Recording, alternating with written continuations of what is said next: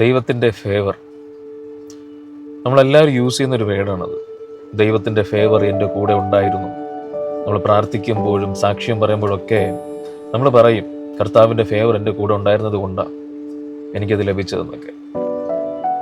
ശരിക്കും പറഞ്ഞാൽ നമ്മളെ സന്തോഷിപ്പിക്കുന്ന അല്ലെങ്കിൽ നമ്മൾ ആഗ്രഹിച്ച നമ്മൾ അധ്വാനിച്ച ഒരു വിഷയം സക്സസ്ഫുള്ളായിട്ട് നമ്മുടെ അടുക്കൽ വരുമ്പോൾ അല്ലെങ്കിൽ നമ്മളത് സ്വായക്തമാക്കുമ്പോഴാണ് നമ്മളത് പറയുന്നത്, ദൈവത്തിൻ്റെ ഫേവർ എൻ്റെ കൂടെ ഉണ്ടായിരുന്നത് കൊണ്ട് എനിക്കത് കിട്ടിയതാണ്.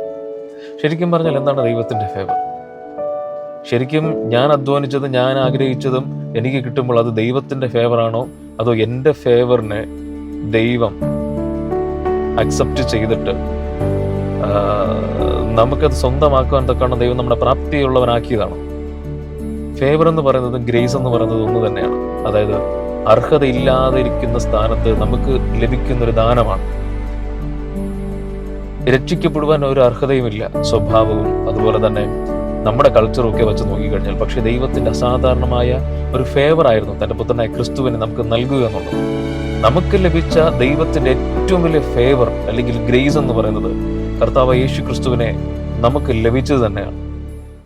സോ നമ്മുടെ ഇഷ്ടത്തിൽ ഉള്ള അല്ലെങ്കിൽ നമ്മൾ അധ്വാനിച്ച ഒരു കാര്യം നമ്മുടെ കയ്യിൽ കിട്ടുമ്പോൾ അതല്ല ദൈവത്തിൻ്റെ ഫേവർ.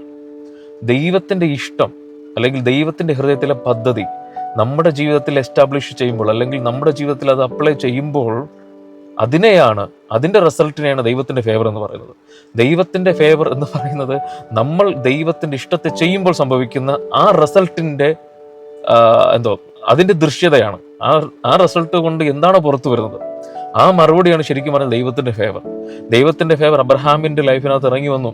ദൈവം ദേശങ്ങളുടെ, വിശ്വാസത്തിൻ്റെ, രാജ്യങ്ങളുടെ പിതാവാക്കി മാറ്റി. മോശയുടെ മേൽ ഇറങ്ങി വന്നപ്പോൾ മോശയെ ദൈവം ഒരു ലീഡറാക്കി മാറ്റി. ഒരു ലീഡറാകുക എന്നുള്ളത് അല്ലെങ്കിൽ ഒരു ദേശത്തിന്റെ പിതാവാകുക എന്നുള്ളത് അബ്രഹാമിൻ്റെയോ അല്ലെങ്കിൽ മോശയുടെയോ ആഗ്രഹമല്ലായിരുന്നു. അത് ദൈവത്തിന്റെ പദ്ധതിയായിരുന്നു. അവർക്ക് അതിനുള്ള അർഹതയില്ല, പക്ഷേ ദൈവം അവരെ അർഹതയുള്ളതാക്കി മാറ്റി. അതാണ് ദൈവത്തിന്റെ ഫേവർ.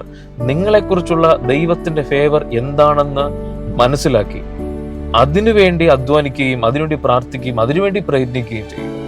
എൻ്റെ ഹൃദയത്തിലുള്ള ആഗ്രഹത്തെ ദൈവം സാധിപ്പിച്ചു തരുമ്പോൾ അതല്ല ദൈവത്തിന്റെ ഫേവർ. ദൈവത്തിന്റെ ഹൃദയത്തിലെ ഇച്ഛയനുസരിച്ച് നമ്മൾ എന്ന് ചലിക്കുന്നുവോ അതിനെയാണ് ദൈവത്തിന്റെ ഫേവർ. അത് സ്വന്തമാക്കി എടുക്കുക എന്നുള്ളതാണ് ദൈവത്തിന് നമ്മെക്കുറിച്ചുള്ള ഇഷ്ടം.